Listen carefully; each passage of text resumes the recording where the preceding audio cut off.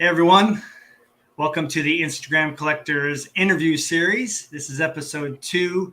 Really excited to start this one. Having Justin last week was a great start, but we're moving on to a community member who I think is probably one of the most well-respected people in our community, and someone who's just as passionate about player collecting as I am. So I'm really excited to have Al Schwetner on here today. A lot of you know him as Mr.GSCH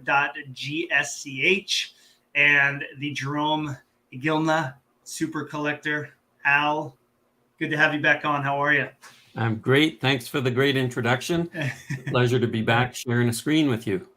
Oh, yeah, definitely. And we were just chatting before we went live here about our first interaction. You were reminding me about that roundtable from back in the pandemic days. It was kind of fun to have you join back then. And then you came on here and we kind of did a nice overview of your kind of collecting history, which I'll link in the description for everybody if anybody would like to go back and watch that. Do you have any memories from that first time that we shared the screen together?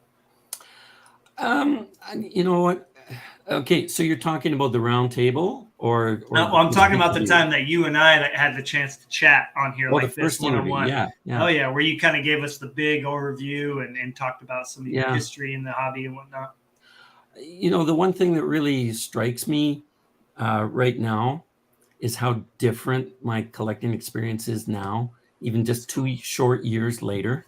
Mm-hmm. It's changed dramatically from what I was doing back then. It's pretty cool.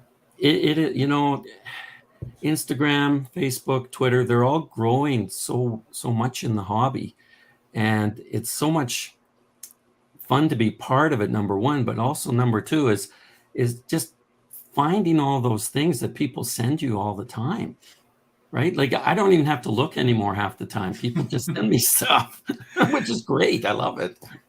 Yeah, you mentioned that too when we were talking about this interview happening, and just how convenient and fast social media has become to connect us to cards that we don't have. I mean, it was just, I think, a month and a half ago or 2 months, I sent you a picture of a card. I wasn't sure if you had it, the dual Canadian autograph or the Team Canada autograph. And you go, not only did I not have it, but I went and found it for cheaper somewhere else. And it was just cool to, I mean, honestly, find a card that you didn't have. That really surprised me. But yeah, I'm guessing how many of these do you get a week? How many messages do you get a week on average where people are reaching out saying, hey, here's a Jerome card I think you don't have, or just asking questions or sending cards or asking for pictures? Like, how often do you feel like that comes up for you?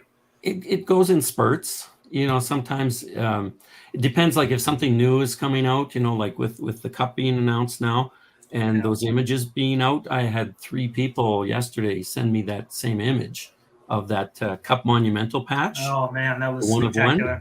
Yeah. And I hadn't even seen it yet. I hadn't been looking for it, so I really appreciated that too. But you know, it varies. A lot of times it'll lead to something that I'll be able to acquire too, which is great. One of the things that I wasn't doing enough of, and because of these messages, I now do more.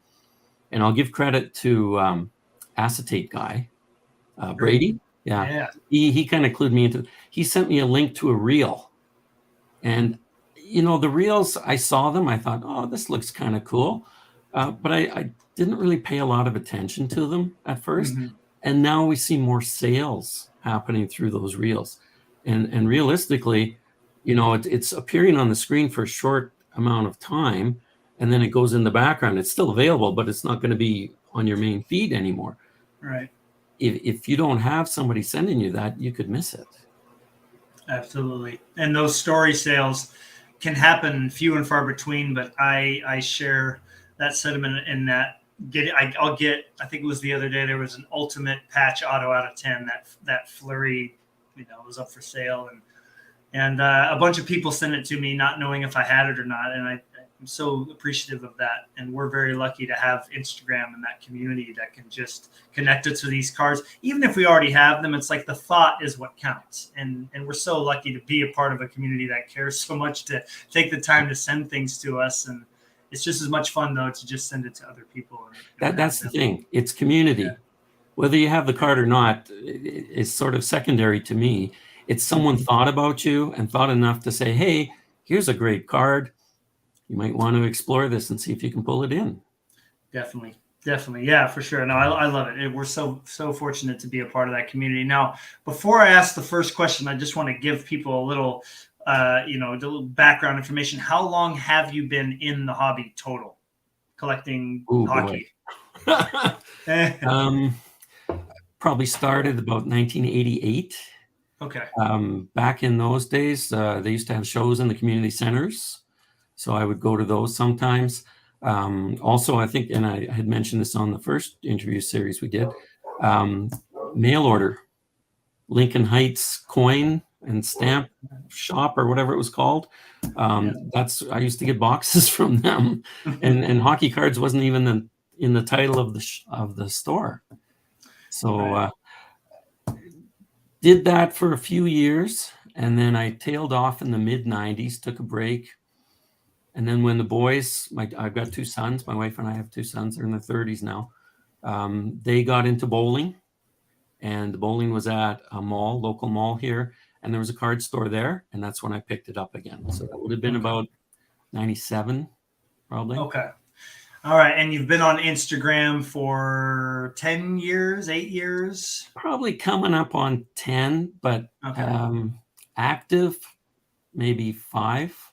Like I just explored it at the beginning. Didn't really take off with it too much. And then 4 or 5 years ago, I sort of reinvigorated again. Awesome. So kind of similar timelines as many of us that really started getting passionate about being on there. And so what is it now, looking forward, what is it that you say that you look forward to each time you open up the app and you log in? Like, really, what brings you back to Instagram and seeing that community each day? Well, I've got four main words here that I've written down. And I just want to tell everybody, you and I talked, you already know this. Yep. I'll tell everybody else. I have notes because my memory is not what it used to be. So that's why you might see me looking down once in a while. It's all out of here and it's all spontaneous, but for me to remember it all. So 4 words that I wrote down for Instagram: curiosity, friendship, sharing, and enjoyment. So curiosity, new information, great information. You'll see cards that you haven't seen before. People, I'll single out one here. Howie Radlad. I love his posts every day because a lot of times he'll go back in time, back to the 60s even. And that's when I started watching hockey. And he's got some great information in his posts. So that's the curiosity part. Friendship, lots of conversations behind the scenes, like we already talked about too, about mentioning when cards are around that you might be interested in, that type of thing. But even just talking, it doesn't have to always be about the cards. Sometimes you just have conversations with people, and it's nice to be part of something. When I was first really actively going after Iginla cards in the early 2000s there, it was me sitting downstairs in the basement in front of my computer looking at eBay. That was it. I joined Hobby Insider, I think 2007, 2008, and then I made more contacts that way and I had more conversations, but nowhere near at the same level that we're doing now. Okay. Awesome. Sharing, that's kind of where I like to share stuff too, things that are important to me. It might be sets, it might be just a special card that I happen to pick up, that type of thing. And enjoyment, not just for me personally, but also other, friends and people that have completed sets and are showing them. So just to get to watch those and enjoy what they've done. And one thing I want to give you some credit for too is your creativity with your posts. I mean, you use Book Creator and you'll put complete rainbows and sets together, but it's not just that, but then your background of sometimes you tell a story about how you were finally able to complete that, or how you were able to find each piece that you were missing and why it's important to you. So I'll echo what you're saying. I think people who really, Howie is a great example. Miles is another one. I mean, just so much history and background with the post. Sometimes you'll post pictures of Iginla, I got to say it right. Iginla. There we go. Got it. Yeah, we wanted to practice that today. But just like why the picture on that card is important, I think you can tell that they all mean something special to you. And again, being a fellow player collector, I find a lot of encouragement in just sharing that passion of why each and every card is important, because I think that gets lost on some people chasing the big cards. We like to see every one of them be important to us, not just the one-on-ones and things of that nature. And when you say that, I enjoy the history of the cards too. So I'll get a different feeling. Like here, I'll show you one here because I have this on my desk. Card like that. Okay. So this is from the early years of SP Game Used. But, I look at a card like that, very simple by today's. I mean, yes, there's an auto there. Yes, there's a jersey, but it's still a fairly simple design. But I get a different feeling looking at that card, right? It just hits you a different way. And when you've spent so much time through the years looking at cards like that, they all sort of fit into a niche. Especially knowing those are some of the first cards to look like that. I mean, jersey autos weren't so prevalent back then as they are now. So definitely an extra level of special that comes with all those cards. But it's got to be fun too. Just real quick follow up here, like being able to collect a player who played through the 90s. So you get to experience all those amazing inserts and parallels. And then all the way into the 2000s when they started doing more of the parallels, like lots of parallels and jerseys and autos and jersey autos and patch autos and patches. And then he's got some really cool post, playing career cards. I mean, that's got to keep it exciting, right? Because I have, one of my questions I talked about, like, I know that's on the horizon for me. I know that Marc-Andre Fleury is not going to be playing forever. So what's that like? I mean, is it still as exciting now as it was, back in the day, as far as knowing that there's just such a wide variety of cards that you still have to collect? Yeah. Oh yeah, definitely. And sometimes you'll hit the jackpot and you'll find one of those old ones you've been looking for over a decade. That just happened to me a couple of weeks ago. I'm still waiting for it to come in the mail, but it's 2011-12 Artifacts card, number 2 out of 2. It's a patch tag. So sweet. Yeah, I'm so glad you shared a picture with me. It's amazing to see that thing come up after all these years. I know. Like, where's it been? And it just hits you between the eyes when you see that thing, and I'm just so excited to get back into it and look at the rest of that set again and just remember what it meant to me back then, looking for that. Yeah, that's I think really cool to see, because I know you're a completionist collector, not only a player collector but a completionist. You like to try to get every card if that's reasonable, right? Yeah, and it's not reasonable. Yeah, I mean, let's be honest. Well, they're all the one-on-ones and plates and all those things, but you really, I love it, because anybody that's player collecting needs to really dive into your website, which we'll show here toward the end, and just listen to some of the stories that you have, because that'll get you to appreciate being able to not just find out how cool a card 2 out of 2 is, but to be like, oh yeah, what about every single card that I've got from that set? And it brings you back probably to picking up each of those cards. I mean, do you have that happen where you can remember where each one came from, or at least one that has a special story with it? Remember we talked about my memory. Yeah. I know it's in there though, but like that visual memory, I know it's in there. I mean, special cards like this one that I just mentioned, yes, that does take me back to that time, because sometimes it's a very intense experience. There were some series, for example, the Artifacts. One year there was, I think, 64 Iginla cards in that series, and so that I'll never forget going after those cards in my mind. Wow. Well, and that approach it would be tougher to do nowadays, wouldn't you think, with just where the prices are at and whatnot? Or do you think you'd still be able to accomplish that task now? I think it's tougher. 2 reasons. One, price, like you just mentioned. I mean, I've been watching some of the limited logos and signature patches recently. Again, the ones that have sold. There was a limited logos recently that went for over $500 Canadian. Which what did they used to go for when you were really picking up as much as possible? Maybe 80 to 100. Oh, wow. It depends on the patch, right? And it depends on the year. Certain years are more popular than others. But I mean, I look at prices now and I go, that's one side of it. The other side of it, and this was part of my question in your first show with Justin. I wasn't just talking about finding the cards on the different platforms. I was talking about availability, especially of those lower numbered ones, because so many eyes now can see them and snap them up before you get a chance to see them. Right. Like there was a monumental patch, again, a monumental patch that sold January 21st. I still remember the date.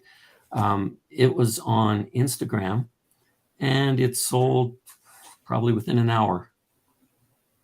So there's an example. Yeah. In the old days, that might have been on eBay for a week, a weekly auction, or it might have been a, buy it now type thing, but it would have been a different experience finding it and acquiring it. Yeah, that is definitely a huge factor. And that, I think, comes back to, it's really nice to have as many people, as many eyes looking out for those cards. I mean, it's really tough, because I know a lot of people collect him probably more than we would think. And then, there you got everybody seeing that monumental. And I'm sure some people tried to send it to you, but if you're busy and doing things that are more important than cards at the time, it's kind of, you're right. Things can go so much faster. And so it adds an extra level of excitement, I guess, at times, and also a little bit of stress. When Metal Universe came out, I was like, okay, I need to get a PMG. And I was thinking to myself, like, okay, who knows how long it's going to be till I see another one. And so sometimes it gets you to jump the gun a little bit too quick. But yeah, I mean, I think in general, it will work to your advantage more than anything else. And I just want to ask super quick, and I want to say that Jeremy is here watching right now. So hi, Jeremy. What's up, Jeremy? Glad you made it. Is your approach to collecting, the same with Jerome as it was before? Because obviously he's not going to be put into every single set. So how is it different or the same now as far as player collecting with him? Well, I'll admit, even while he was still active, there was a time when he got traded that I gave some heavy thought to whether I wanted to continue or not.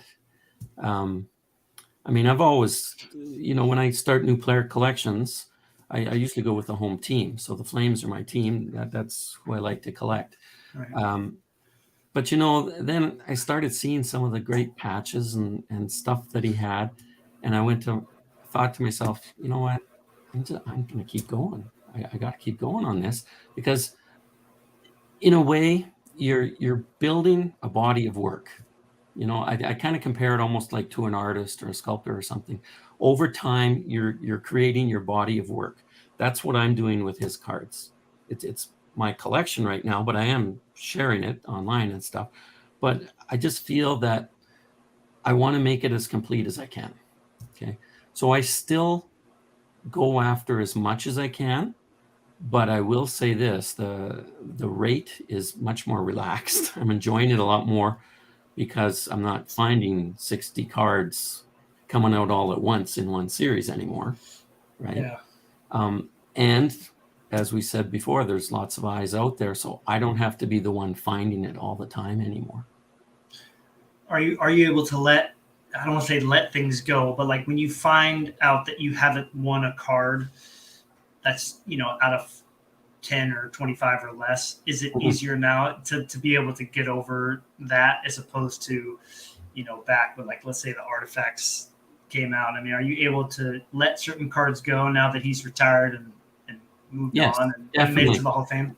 Yeah, definitely. And I've got so many now. I'm up over 3,900 individual Iginla cards. So it's not about the numbers for me, right? I don't need to keep building and building if I don't feel the need for it. So there's more relaxed outlook that way. So, I mean, there have been cards that have been offered to me privately. And even if the price was warranted, if it felt too high for me, I just told the person, you know what, thanks, I appreciate the offer, but I'm going to pass. I'll let you offer it to somebody else or put it on the market, and I'm fine with that. That's great. I think being able to have those moments as a super collector of a player is needed, because we have to come to the realization in today's market we can't have it all. I mean, if we went back to the prices that you just mentioned, and I don't even torture myself, I've seen old Fleury prices. I could get anything I wanted right now, but I can't. So I have to be choosy, but it makes the cards that do come in, whether they're $1 or much more, more significant. And I like that a lot. I don't want that to ever go away. And so it sounds like you still have that, even though he's retired. And I wanted to ask that question too, just so in my mind, I can really, be okay knowing that it's not going to be a high volume thing, especially after he calls it quits for a bit. Yeah. And he is still getting some high level cards. Here, I printed out a picture of that one we talked about already. This is holy moly. So there it is there. What do you think your approach is going to be if that does show up on the open market? Is that something that you're going to legitimately make a play for? I'm sure you've thought about this a couple times already. I have thought about it, and it's to be determined. I have to say that because I've actually had a conversation with a few of my friends that collect Iginla as well, and other high-end players, and we were just sort of wondering where this thing might go. And if it's going anywhere near what we think it might, then I'll probably just be an observer. Right. I've reserved myself to those as well, with a lot of his big one-on-ones. Yeah, you have to be able to do that, because it will drive us crazy. I know that's probably happened to you before. There's a couple cards that I haven't bid on, and I'm like, okay, don't let that feeling happen again, but be realistic about what cards you can get. Because I know you probably have had moments where you lose out on a card and you just can't stop thinking about it, right? It's happened. It has happened. Yeah. But a lot less frequently now, I would think, right? Yeah. I will add this too, though.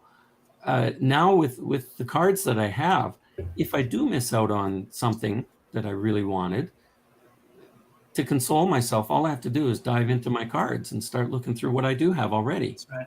And such that's an important enough. thing. Well, speaking of your other cards, somebody named Collects, aka Kelvin, really would like to hear about your other cards that you collect. We don't get to see them as much. We hear about them a little bit, but just for a few minutes, if you'd like to talk about the other players you collect and show us some of your cards, that would be awesome. Okay.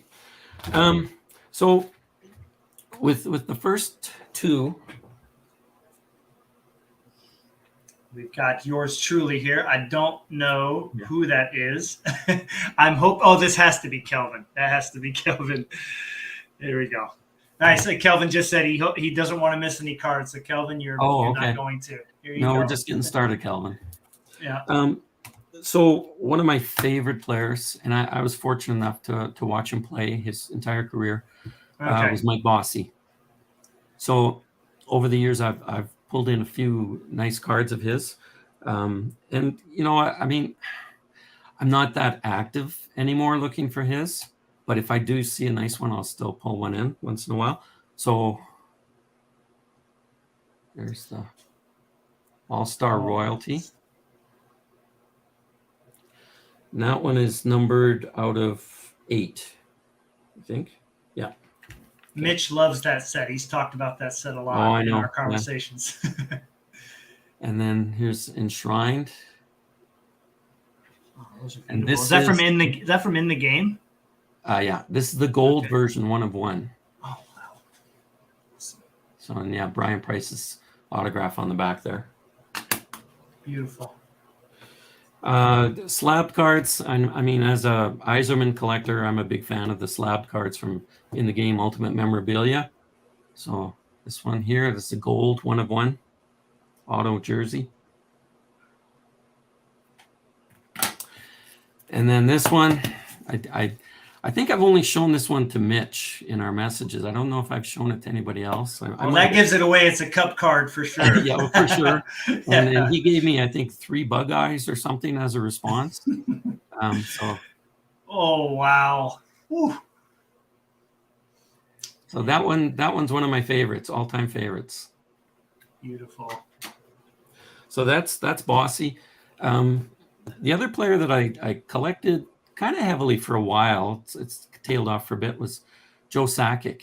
I just like the way he played. He's very similar career to Yzerman, and same, pretty close to the same time period. Not that far apart, 6 years, I think.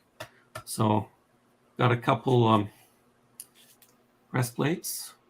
Oh, Get wow. that. From Pacific. Wonderful. Yeah.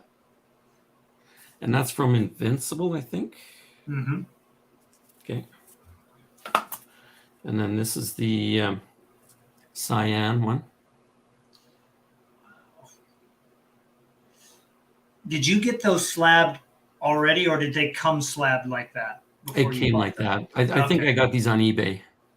Right, because you've shown on our first interview, you showed the Jerome complete. No, Steve Yzerman, right? It was like the complete printing plate set, but it came in this booklet thing. And here's the card. I think, yeah, this is the same card. So here's the press plate again. And then here's the card. This is from obviously the image is reversed, right? Mhm. This is from the Treasury collection. Oh, wow. I don't think I've ever seen one of those before. That make it a 101 as well? Oh, yeah, it is actually right down above my finger down there in gold. I don't know if you can read it there. Wow. It does That's say, something you never see. It's yeah, awesome. 1 of 1 Pacific Treasury collection. Beautiful. I had no idea he had that. I don't know if anybody else watching knew that, but I had no idea he had that. And I probably should hide this card. I don't know if I should let Jeremy see it. He might be bugging me after. Oh, wow. Is that a 101 as well? That's the Yeti foot. Yeah, it's 1 of 1. It's from 11th edition. In the game 11th edition. Wow, jeez. Yeah. Ooh, see, I can see what you mean. You just pull some of these cards out and you remind yourself, oh yeah, I can miss out on that Gildan card. Don't worry. I wanted to show this one too, because I got this from Name. So again, we talked about community. Yeah. Yeah. I love it. Why'd you show me? That's great. Yeah, you better not show up on my doorstep. Yeah. I got this from Name. So again, community contacts, right? So important. He's one of the best. He's one of the best. He really is. Yeah. And then last Sakic here I'll show you is, again, getting that different feel from those older cards. This is one of my favorite ones.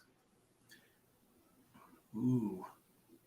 So that is 24 out of 30. And Iginla's got a card in this series as well. But I just, you know what? It just hits me right here between the eyes with these. I really love them. No, that's awesome. I love seeing the variety that you have too. But I still think my favorite out of all these is that Mike Bossy 101. That thing was. Oh, the Property of? Yes. Yeah, yes. yeah. That's spectacular. So I'll show a few Yzerman cards. I didn't pull out. Yeah. I'm just reading the chat there, Jeremy. Yeah, you can see it. I know where you live. Yeah. That's Okay. so funny. And I don't know. Do you know who this is here, Al? Craig M. I was wondering if it was somebody that you invited, but cool. Thanks for dropping Could in, be. Craig. I don't remember. Sorry. Okay, it's all good. So the Yzerman cards, all my slab stuff is on the website. So I figured I'd show different things. Mm-hmm. So here's a nice. Ooh. I love the ones with the Canadian flag in them like this. Yeah, I agree. National Treasures I missed that set so much that year that they did. I mean, they're so beautiful. So beautiful. It was a real treasure trove of cards, wasn't it? I mean, they threw everything at the kitchen sink into that set. No joke, yeah. Here's another one of my favorites from the old days. And Iggy's got one of these as well.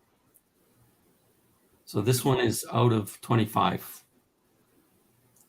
Is that 02, 03, or 03, 04? I'm trying to remember the year that came out. It says 03 on the back, so probably 03, 04. I don't know. Jeremy's in the chat. He would know. Yeah, I think you're correct. Yeah, because they've done some throwbacks to that. Yeah. Patch card, earlier patch card. Ooh. Again, doesn't matter what the number is. I don't know if this even has a number. I don't think it does. Just one of those cards that I just love the style. And I think that's another thing. Oh, thanks, Jeremy. Okay, 0203. Thank you. I think using Book Creator gives me a greater appreciation for the style that's used on the cards. I just, Right. design, it means more to me now than it used to in the old days. I agree with you on that. That means so much to me. When you scan all the cards and you spend more time looking at the finer details of them, for sure. And then just some old Parkhurst. That was a fun set. Yeah. And you'll get, like Olympic stuff in some of those series. And then the last one I'll show is this one. Oh, wow. Look at that inscription. Something like this, it took a while. It's obviously, you can try like 3, 4, 5 times. When this card shows up in auction, there's a lot of activity. So it's not easy to get. That definitely falls in that category of anybody that loves hockey and just collects in general. I mean, even though Mitch only usually collects the cup, I could see him going for something like that. So I think that's going to reach a wider variety of people for sure. So last one I'll show you. I have one player left. A lot of people might not remember this player or know who he is. The reason that I collect him is because we're actually related. So he is my first cousin once removed, which means his mother is my cousin.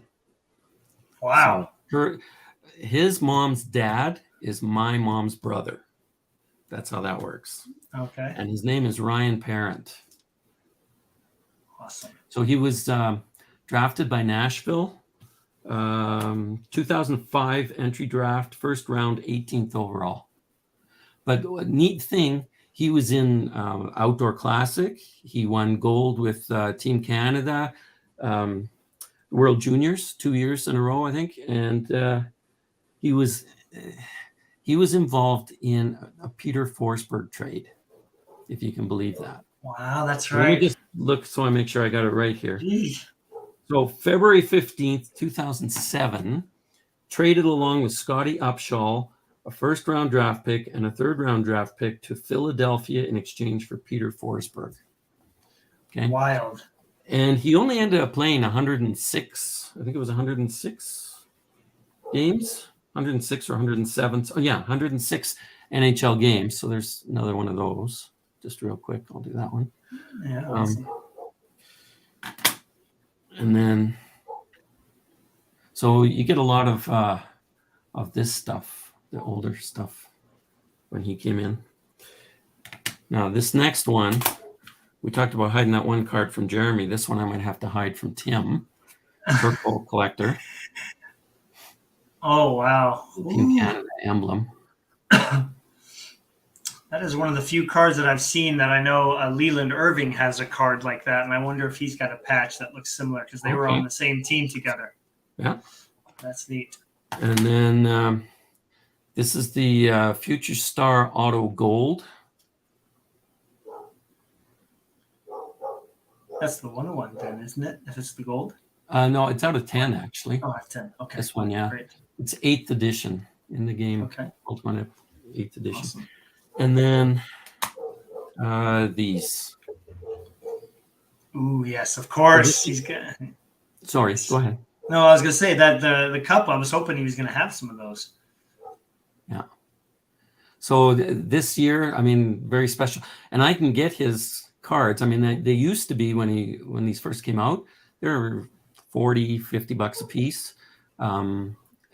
He was out of the league within about 4 or 5 years, I think. So then I could start picking them up for like $20 a piece. So wonderful. Well, and that's always the connection that you have with him makes it completely worth it, regardless of, if he's playing or not. I think that's pretty sweet. It makes it special to collect a player like that because it makes it harder. They're definitely harder to find cards of those types of players who are out of the league. I mean, with Leland Irving, I really enjoy that little side collection. You know who that is. He played on your team for a couple of years. And Yep. when something like that comes up of his, I'm just like, whoa, like, where's this been sitting for all these years? So, yeah, I got a big appreciation for players of that nature. It's almost just as exciting. The nice thing for me with his too is there's no new cards coming out. So I can just take my time and browse and find older cards and bring them in when I want. Awesome. Excellent. Well, there's a couple things I did not know about your collection that I saw today. So I'm glad that Kelvin was so interested in that. Speaking of another friend in the hobby, Tatu, who you've known for a long time, he was really excited to have you come on. And he said, I know a lot about his collection, but I'm really curious about one thing. And that thing is, if you were to collect a current player that's in the league right now, who would it be? I actually had this conversation with a good friend of mine the other night on the phone. And as you know, I've mentioned before, I'm kind of a home team guy. I like to cheer for the home team. It's always been fun for me to try and pick somebody young, just coming up, just starting out. So I'm thinking Jacob Pelche, who has just started playing for the Flames. He's on a line with Huberdeau right now. And, you know, he's had success at multiple levels. I've been spoiled with Jerome McGinley because he's a power forward and he had an awesome career and his stats are through the roof. And it's not just about the stats, but it's always nice to enjoy watching your player because they're very successful at what they do. Definitely. So I think for me, it would be him. He brings a lot of energy to the game, a lot of excitement. And so Quebec Major Junior League, he had 275 points in 210 games. And American Hockey League, he had 98 points in 99 games. Now, whether that's going to translate across, we'll wait and see. But I've already started scouting out a few of his cards online.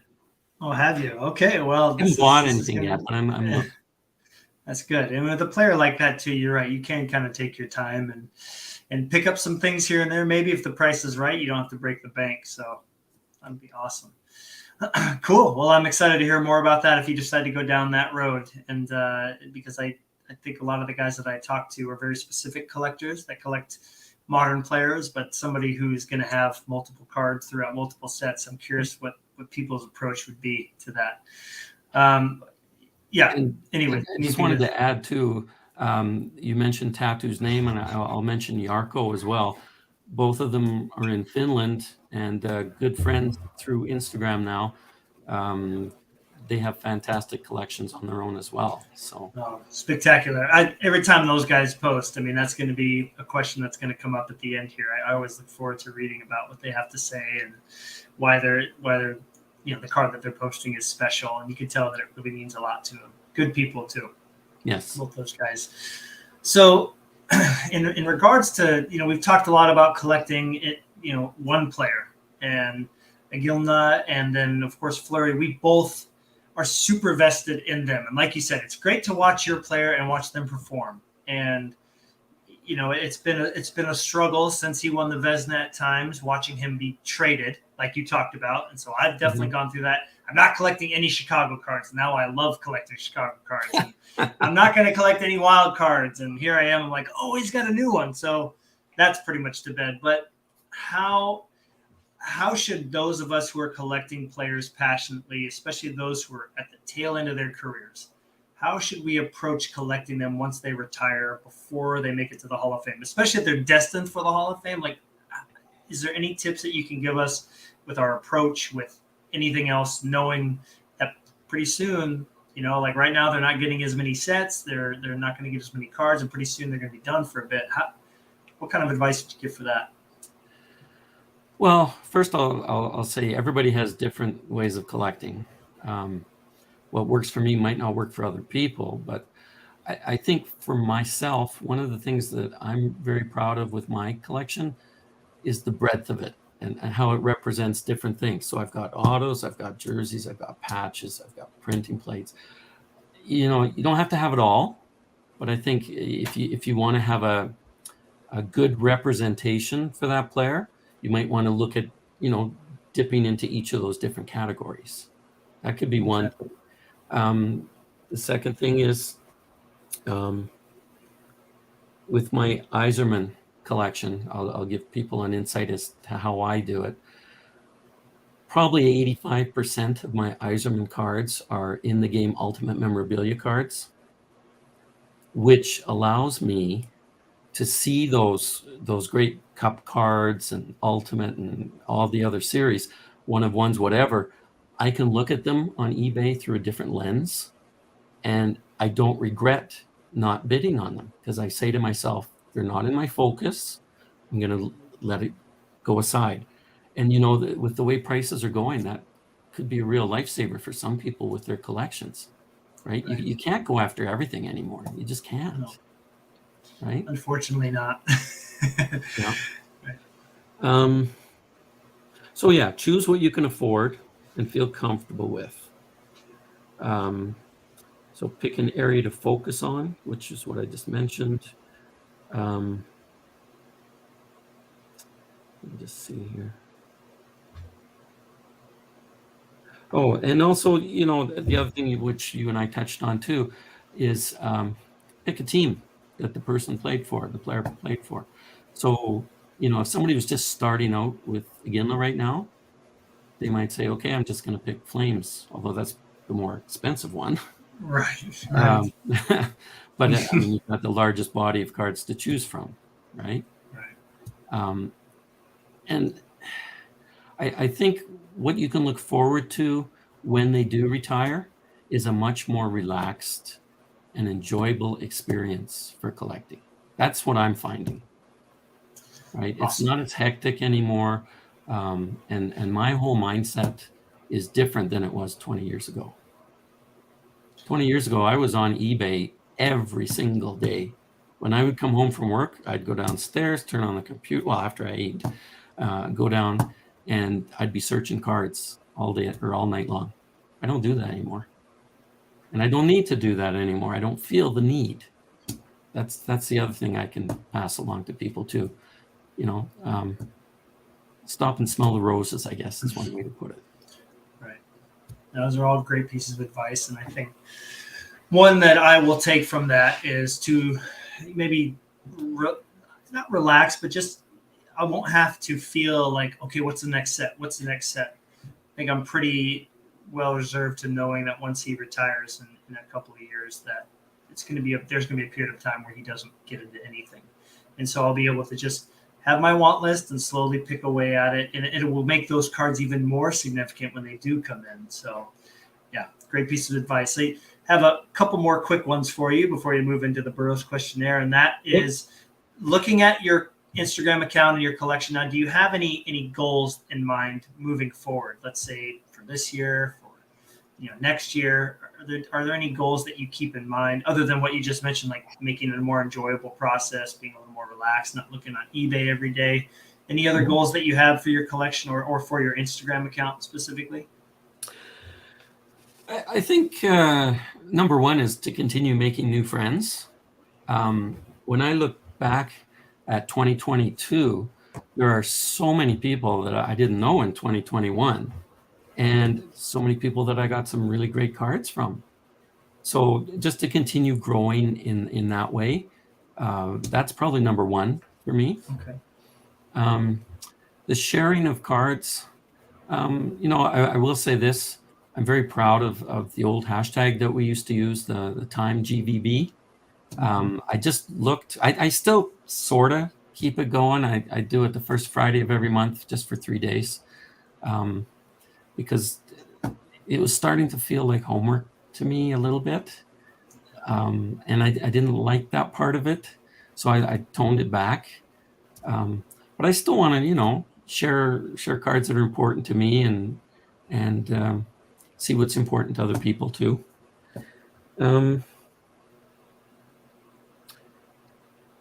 I guess that's the gist of it.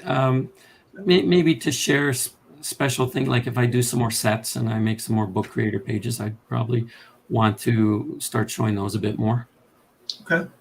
Great. Well, I look forward to seeing that. I know we talked a little bit about how Instagram is really, there's so much at your fingertips, like making reels and adding music and getting different things uploaded. And the only downside is that it's a portrait orientation as opposed to, there's so many cool things we could do in landscape. But when you do that, it sits it right in the middle of a portrait size picture. So you definitely have to learn to utilize it on a computer screen as much as you're doing it on your phone. I find that to be really helpful when I put up some of those posts with different backgrounds and things, or like you with Book Creator, you can just put it up there and you can type so much more, so much faster. Mm-hmm. So I do ask Miles, I'm like, dude, you have to definitely type all that on your computer. He goes, oh yeah, definitely. It's so much easier that way. But yeah, no, I'm glad you mentioned that about friends too. There's a lot of wonderful people with wonderful collections out there. And every now and then I have interactions, and you know how it is. You can just tell, like, okay, this is going to be somebody that I'm going to really stay in contact with. So that's always good. And you mentioned there something which I probably should have included in my answer, but I'm so old school that I know it's going to be a lot of work for me. It's okay. Technology side of things. Like the reels, I've done a few, but it takes me a while to get them going. And even like sharing the story, I was trying to add the link for this onto my story. I couldn't figure out how to do it. Yeah. So those are things I can work at, but they're not high priorities for me. Right. Before we get to the last bit here, are there any other cards sitting next to you that you didn't have a chance to show off that you wanted to show on camera real quick, or were you able to get through everything? Okay, so did you want me to show some Iginla stuff? Sure. Yeah, go for it. Let's see a few. Okay. Well, this is my cornerstone card. I've had some major offers for this card. I won't let it go.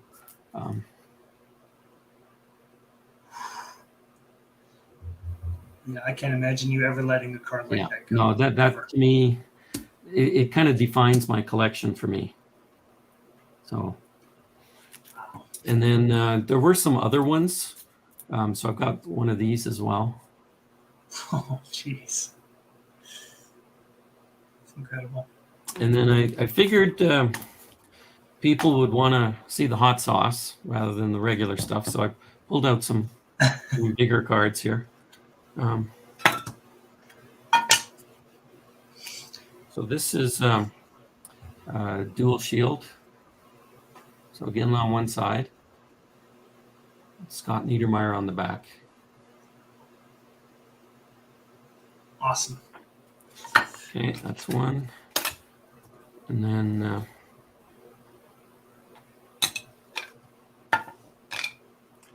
and this one. Now this card, I'll mention too.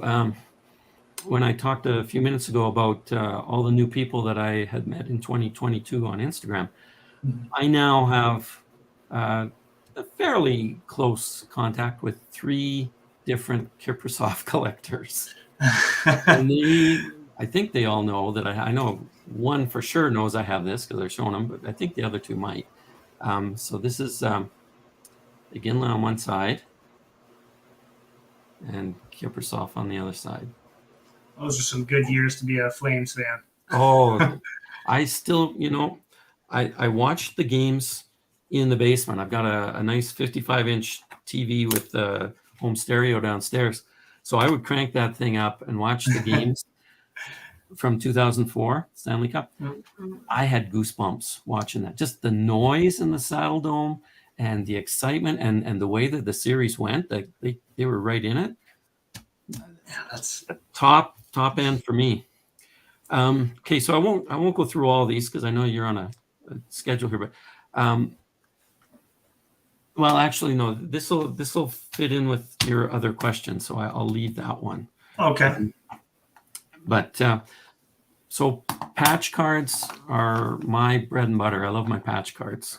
For many years, SP Game Used was the top one for me, and the set inside of that was called Authentic Fabrics, and Iggy was included right up to the 8 patch over several years. So here's one of them. And, the other thing, I'll just see if that focuses better. The other thing with his cards, Look at the players he's with. Well, it's too bad all those players aren't any good, though. Yeah, I know. And then Jeez. here's the back side of it. That's Oh, goalies. wow. Yeah. I like the front better. I love goalies, but the front, that's Oh, yeah. I'm a little biased. That Crosby guy, I guess he's been decent. So Yeah. And then they did one year they did it based on the Olympics. So this is Team Canada. oh wow, look at that. Beautiful. And then I'll just do the one more here. Right. And this is kind of a case, I guess, where the older style doesn't hit me between the eyes as much. I don't like this one as much as the others, but it's got some pretty decent players on here too. So Crosby, Brodeur, Sakic. Is that Joe Thornton? Yep, Joe Thornton. Joe Thornton. Jumbo Joe. And then here's the other side. So there's Bonnie. Iggy, LeCavalier, Heatley, and Luongo. Wonderful. And that Luongo patch, is that from Florida? It looks like it, doesn't it? Like a sunburst or whatever that was. Yeah. So. Wow.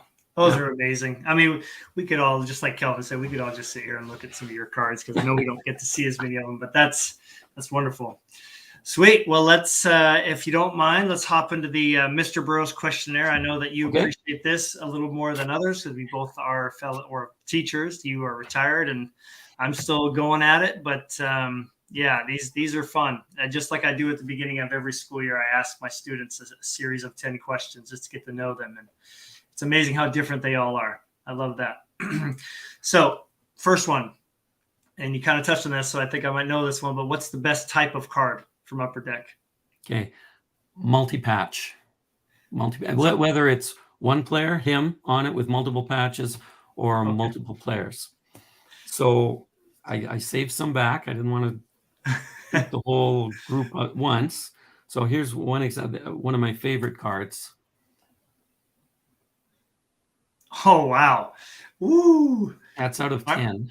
Aren't you glad they chose him to be on there with those two guys? Oh, man. It's unbelievable, some of the cards that he was on, the players that he was with. I had no idea. And then just real quick, I'll make these real quick. OPC Premier 2007, 2008. Now these are, I didn't take them out of the wrappers, but I think they'll show up okay. So 1 of 1. Okay, so there's 4. There's Alta, there's Gold, there's Ross, and there's Captain. Those were the words or the letters that were on them. And each of them had, I think, 4 cards in each group. So out of 1, out of 5, out of 10, out of 25. So here's the Gold. Oh, that way. Okay. Korea. You don't see Korea with not in that jersey. Yeah, that's a pretty nice one. And then this one, here's Jagger and Crosby and Forsberg with him. Jeez. He's got to be on cards with some of the best to ever play the game. Just everybody, all the different forwards. Now, if you'll bear with me for 1 second, I want to show you something. This is how I kept track. When I was looking for those cards, I think I got this checklist off the old Beckett boards, if I'm not mistaken. But I had to have this when that set came out just to keep track of what was there. Right. Because I was looking at cards, I'm going, okay, do I have that one? Do I have that one? Right? And so that's... And this is how I keep track of my Weebly stuff too. So I know what's in Weebly, the W on the side there. Shows that I put it in. Next level organization that we can all take inspiration from. Crazy. Name one card that your collection needs? Okay. So I've got the other 3. There's a group of 4. Piece of history. A piece of history. It's these ones. Okay. So this one is 1,000 points. I need and really want the autoed version of this. So here is the 500 club goals, 500 club for goals. Okay. And then you've got the 500 club regular. So there's 2, right? To go together. So I'm missing the auto for this one. All right. And that's been on my list for a while. All right. Hopefully we can see you get that sometime soon. When you hop onto Instagram, what is, and I'm sure there's many. So Mhm. yeah, but what, Nate, can you tell us an account that you always look forward to seeing new posts from when you get on Instagram? Well, I've already given Howie a shout out, so I'll mention him again. He's my number one. I always look for Howie's posts. Rattle Lad. I'll pull him up here for I, people that might not follow him already. the amount of detail in his posts is just second to none. It's out of this world. Yeah. He had one today about Phil Esposito. Yeah. And just, and I was watching hockey back then too, so that makes it even more special for me. Wonderful. I remember those old so much Bruins detail. teams. Yeah. Oh. Awesome. Yeah, I think when we did this with Justin, we were able to connect some people to these new accounts. So I love being able to do that. Great. Yeah. And I will mention one other, because Mm-hmm. for him, it's more about the content. There are pictures too, but not cards usually. So Pop's collection, which is Nick. Oh, yeah. And he'll often have a lot of 90s stuff, which I absolutely love seeing. I'm fortunate. Iserman does have a fair bit of stuff in the 90s, and I've started pulling in more of his stuff now. Right. Because Iggy, the earliest stuff's usually around 97 in Pacific that I'll find stuff. But the earlier stuff, I love some of that stuff. Well, I would love to get Nick back on here. We've chatted about that a little bit, and just to kind of hear how his collection has grown since we did the roundtable. It's really cool to see him spreading his wings a little bit and dipping his toes in modern, and also really targeting some of the early 2000s stuff. So, yeah, both amazing, wonderful accounts. Yeah. Card you missed the most? Okay. I will preface this by saying the card is where it belongs. And okay. I really appreciate being able to move it to that person. Okay. So it is this card, except that it's the jersey numbered card. So this one is 07 of 21. These were numbered out of 21. The jersey numbered card, 12 out of 21, is the one I had it. I actually got it from Jeremy. Back in September of 2021, he bought a collection from a local guy, and he sent me a message and said, "Hey, I got a new collection, lots of Iginla cards and stuff. Do you want to come take a look?"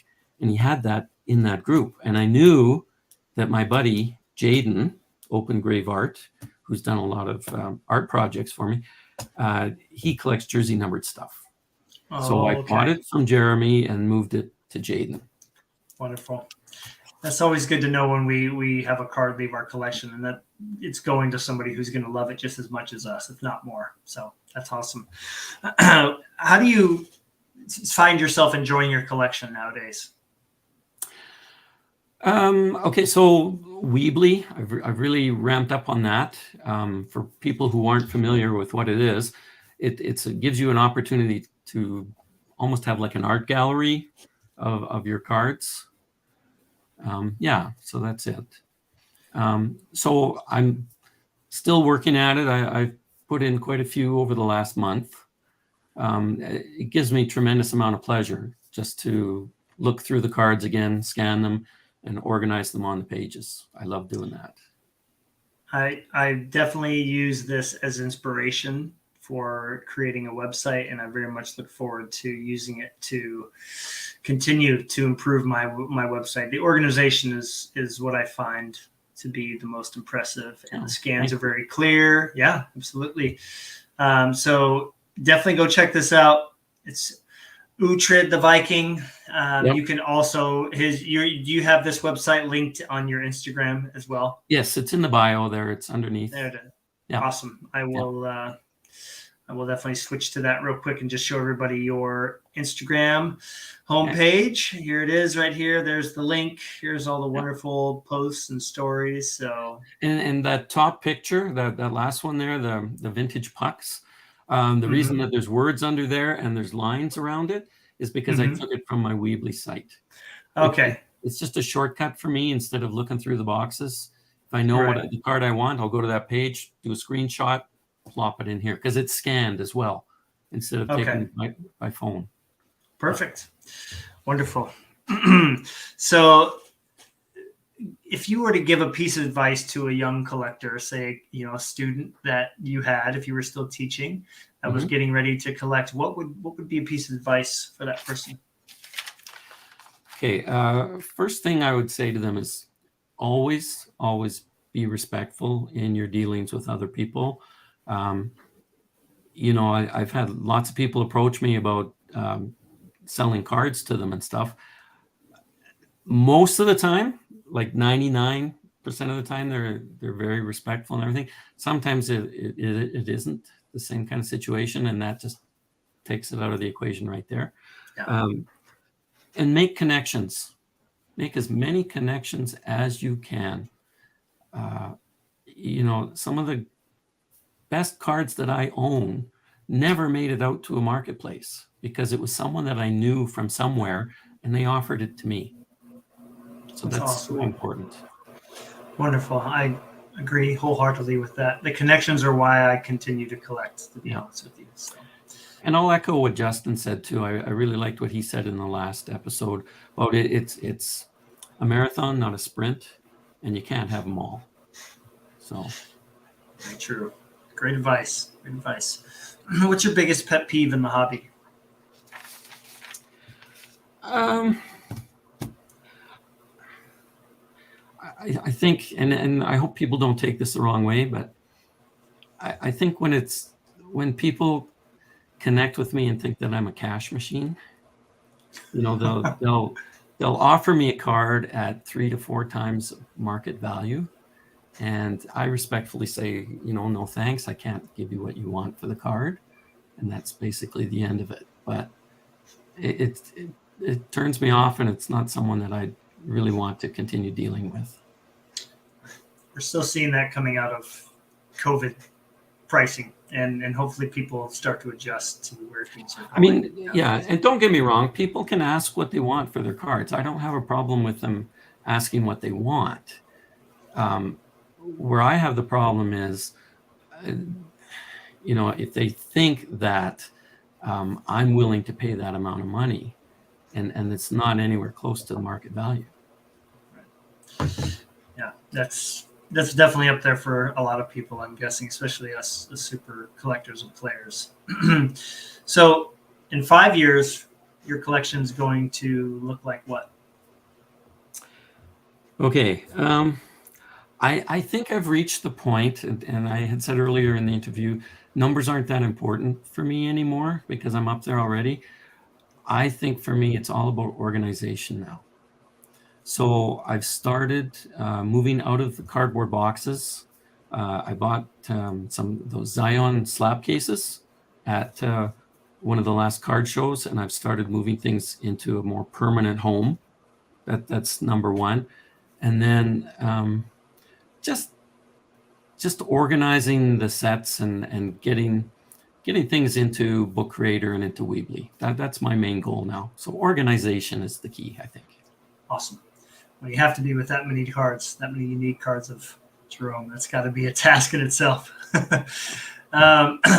When people, view your page, view your collection, how do you want them to what do you want them to take away from that when they see everything, your legacy as a collector? What do you want them to take away from that? Well, I think I'd like them to see that I'm someone who is willing to put in the time and the work to create that collection. And I think too, I'd also like people maybe through my posts or through messages, I don't know how they would maybe discover this, not everybody would, but that I'm approachable and easy to deal with and willing to do fair deals, fair trades. Definitely. I just had a Facebook deal arrive today in the mail that I showed you a picture. Any chance you want to show anybody that, or are we going to wait for a post on that? I could. Okay. It's just over here. I mean, we only. Who knows what's going to watch? I was hoping that you would bring this up because this is okay. Pretty. You feel free. Go for it. Okay. but I guess my point is that this person, he's actually an admin in one of the Facebook groups for the Calgary Flames that I'm in. Cool. So I've made some posts in there, not a lot, but we're starting to get to know one another a little bit, and he was willing to move a little bit, I was willing to move a little bit, and we made a great deal. And that's what I want people to realize, that nothing's impossible. Just because somebody's a super collector doesn't mean they're going to be up here somewhere on the mountaintop and you don't want to approach them. Right. So, having said that, I'll also let people know I'm only doing deals with my doubles. I say the I'm exact not opening thing. the vault. Yeah, Okay. same. I can you imagine letting one of those one-on-ones from the cup go? I don't think I could. If I let a card like that go, I don't think I could ever get over it. I want to just it all start to go. I just can't imagine letting something that significant go, knowing how much money and time and effort it takes to put those kind of cards in our collections.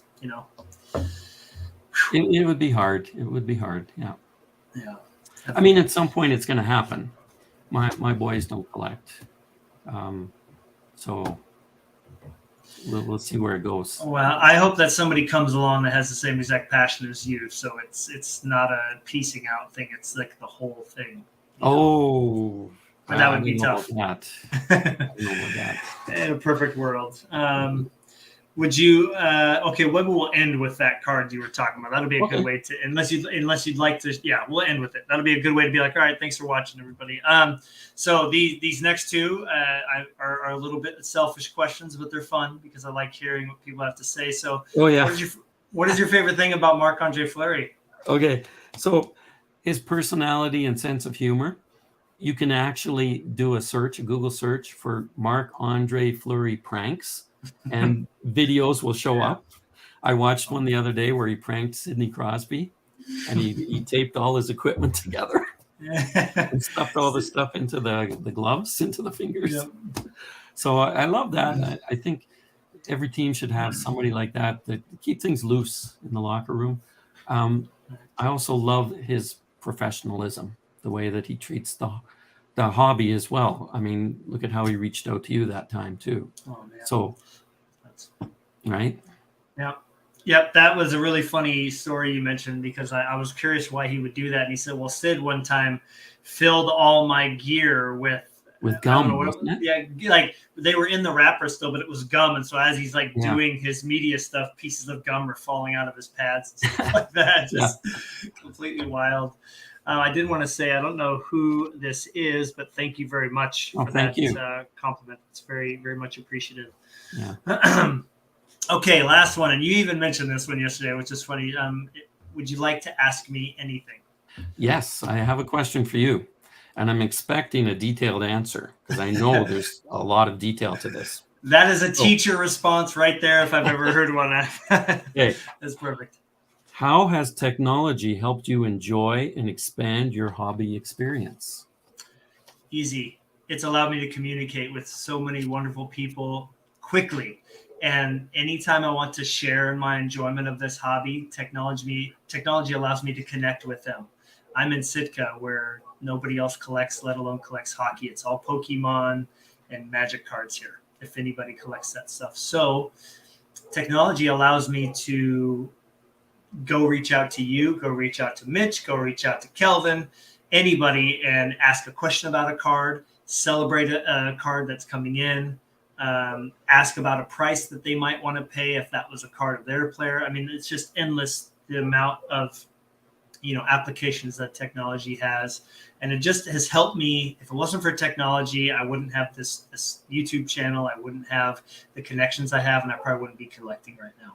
Right. So you can utilize, and you talked about it, you can utilize technology as a collector more than ever. You just have to be focused, have a goal in mind, and be smart about it, and not be, because I could see how people would just be pick up a McDavid, pick up a Crosby, pick up an Ovi. Now I'm out of money, but I don't really want to do that. But I'm doing it because everybody else online is telling me to do it. So you definitely have to have a game plan going in, because it can be very overwhelming. So I think just being really focused with technology has helped me kind of keep the blinders on to all the other noise and distractions that are out there. So Yeah, technology is everything right now in the hobby.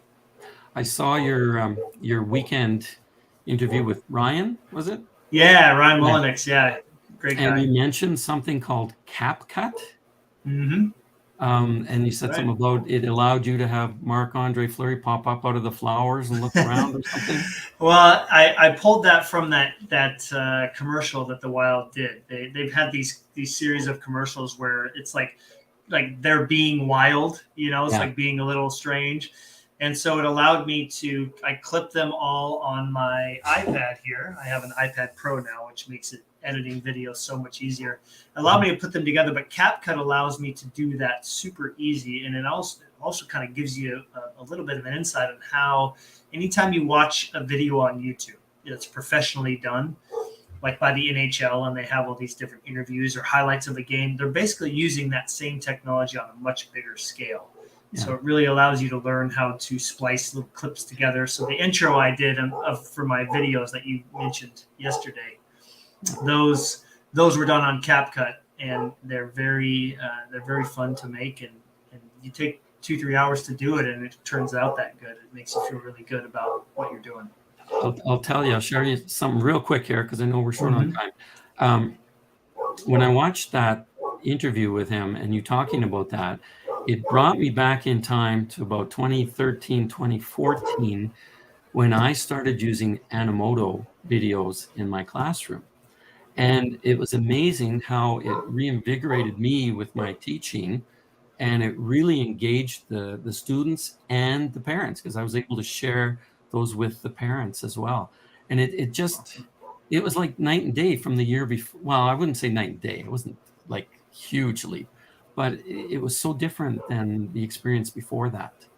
And so I always felt that technology, when used correctly, really enhances the experience for everybody involved. Oh, absolutely. And I think it can be easy to be overwhelmed or kind of turned off on using it because it's so advanced nowadays compared to where Mhm. it was. Again, I was on eBay in the mid 90s looking for cards. I remember when it first came out, and I Yep. remember going on the web pages of NBA.com and Mariners.com when it was very basic and it was all HTML built, and so, you know, I owe that a lot to my mom because she was into technology from the get go, and just learning how to navigate it from that long ago, I think has helped us a lot. But for somebody coming in now, especially young kids, like I imagine, the WhatsApp, I think is kind of a big deal now. I stay away from that stuff and Twitter and all that. I try to avoid it. So I try to stay within my realm of where I'm going to be finding cards. But there's a lot of places, a lot of avenues to go down to find cards. It's just, I think, is sticking to the ones that you do know well, for Yeah. sure. Yeah. Yeah. I forgot. I mentioned earlier today to you that I was going to do this in one of my answers, and I forgot. Okay, I go just for it. want to take like 20 seconds or 10 seconds here. I just want to do a quick shout out to Nick, who is 99 Gretzky Cards on Instagram. This appeared in my mailbox today, unannounced. I had no idea it was coming. So thank you very much, Nick.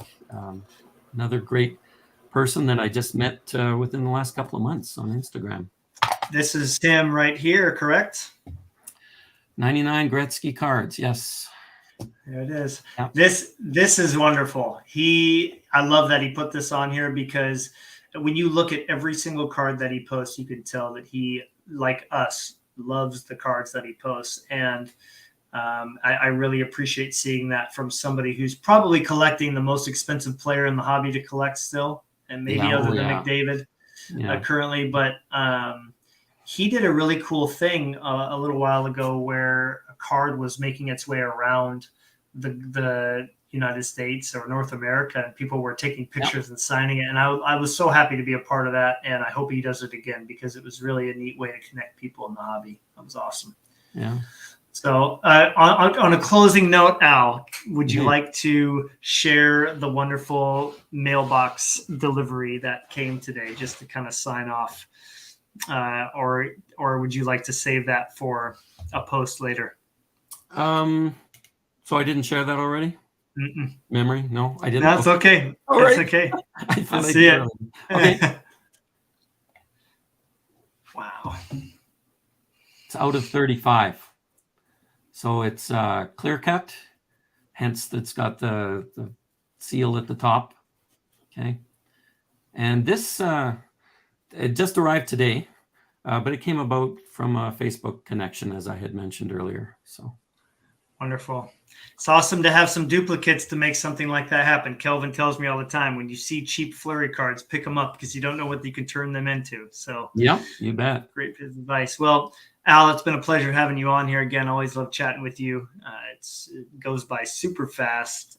Yeah. Really, really thank you for taking the time to come on here and share a little bit of an update of where you're at with your collection. And thank you for motivating a lot of us player collectors, especially, but also being a great member of this community and someone who is easily approachable, has a wealth of knowledge and always willing to set time aside for us. So thank you for doing that. Well, thank you in return. I always appreciate your kind words every time. And I always enjoy getting together and talking, whether it's privately or on screen like this. It's an awesome experience. I loved it. Thank you very much. Wonderful. Yeah, you're welcome. You're welcome. And thank you for everybody that stopped in to make some comments. We sure appreciate that. You have to look forward to Kelvin being on here on the next episode. We're hashing out a time, but his collection has taken a pretty, not drastic, but a somewhat drastic turn since before the pandemic hit. So I'm really excited for him to share that with you and show you some of the cool stuff that he's added lately. So have a great night, everybody. Enjoy the rest of your week, and we'll see you on the next one. Thanks, everybody.